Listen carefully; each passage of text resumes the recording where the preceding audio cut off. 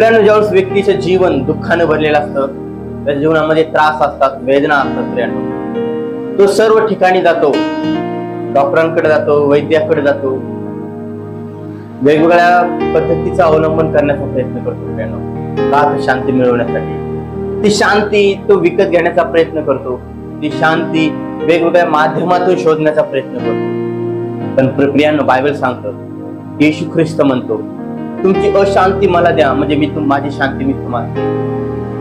मग कोणती शांती प्रियांनो? ज्यावेळेस तो म्हणतो की तुमची अशांती मला द्या आणि मी माझी शांती तुम्हाला देतो, ती कोणत्याही धनदौलतीद्वारे या कोणत्याही कृत्यांद्वारे कोणत्याही माध्यमातून भेटणार नाही. ती मी सार्वकालिक शांती मी तुम्हाला देतो.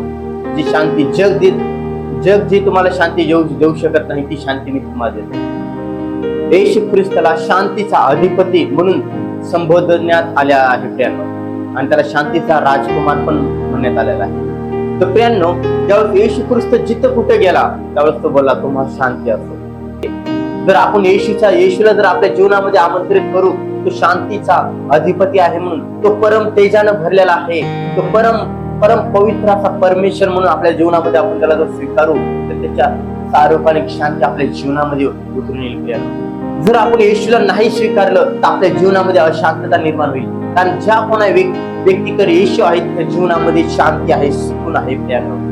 तुम्ही आज तुम्हाला म्हणतोय की तुम्ही शांतीच्या अधिपतीला तुमच्या जीवनामध्ये तुम्ही स्वीकारा.